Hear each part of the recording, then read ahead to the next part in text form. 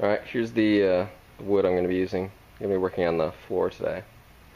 So I've got some 4x4s pressure treated, some 2x6s pressure treated. And I think that's all I need for today. And there's some plywood there that I'll be using. And I think these are the tools I'll need. So I've got a miter saw and a power drill and some squares, framing square and a speed square and a 3-foot level and some miscellaneous things, but I think that's all I need. So time to get to it. Alright, so I've got my beams laid out where I think I want them. So I've got them going down that way. So one beam per 3 piers. And I laid it out this way just because there's more room to drill the holes this way than if I were to go that way with the beams. And so you see, try to get them squared up, I set up this line that goes from this bolt down to that one, and I'm measuring an equal distance from the string to the end of this post, so that they'll all be relatively at the same position on this side, on the right side, so that on the left side they'll all be at about the same position there too. So, okay, so I have leveled the 4x4s out, and that's what we have. So that took a little while, but it's worth it. Don't want an unlevel shed, and so I think these things are going to be a problem now. Probably gonna have to cut those and then make little notches in the 2x6s that's gonna sit on top of here. But oh well, I think it'll be okay. Level. Look at that. Anyway, so I'm gonna start putting the 2x6s up there to make the floor.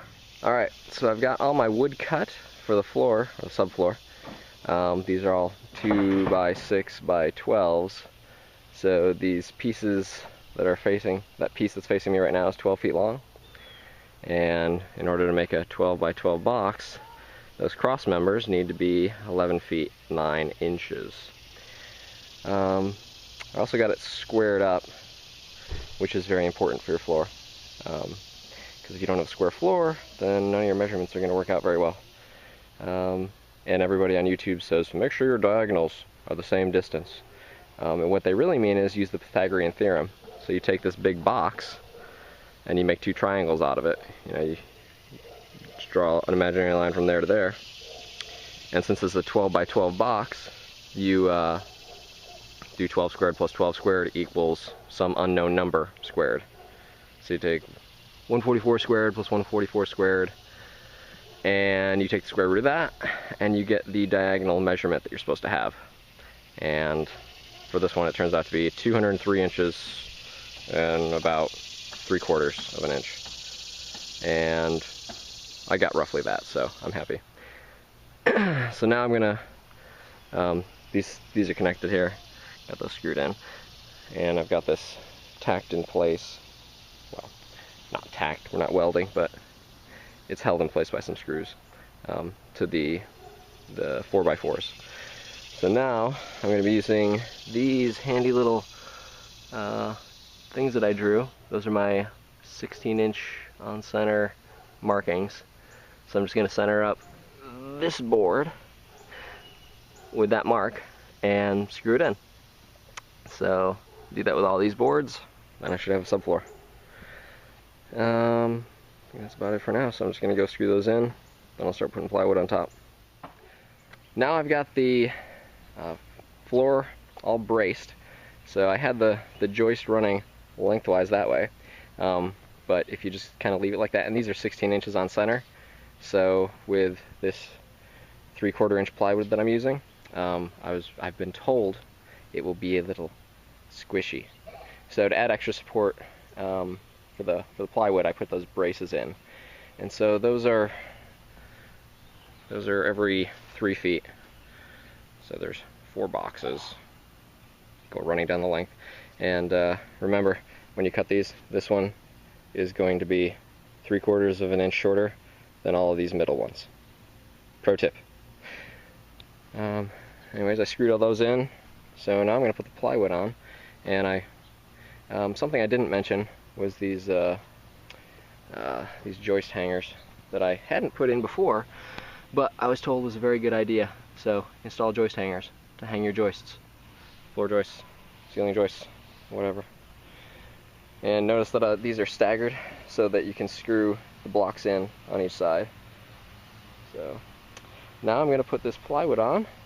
I have 5 sheets to cover this 12 by 12 shed, and I'll have half of a sheet left over, so a 4 by 4 piece of plywood left, if my calculations are correct. And after I've got everything, before I put down the first piece of plywood, I'm going to make sure that the floor is square. And when it's square, I'm going to, right now the floor is not, it's just tacked down with that screw there and one on that other corner. So I'm going to square up the frame of the floor with the first piece of plywood. Then I'll just start screwing it all down and everything should just work. Here's the decking all on, and it's level all directions pretty much, so that's a good thing. What I did, there are 2 layers here. So I put the 3/4 inch that I had on there, and not sure if you can see that, that's on the bottom. And then I got another 1/2 inch treated plywood layer on the top. And the reason for that was the 3/4 inch wasn't as firm as I would have liked, but that's all taken care of now. And I don't know if you can see the pattern, maybe you can, but I've got, let's see, 1, 2, 3 full sheets of plywood there, a 4th one here, and then half in the corner. And the layer on the bottom has the same pattern but in reverse, and that's to minimize seam overlapping from the 2 layers. You don't want that. So that corner piece on the bottom layer is over in that corner.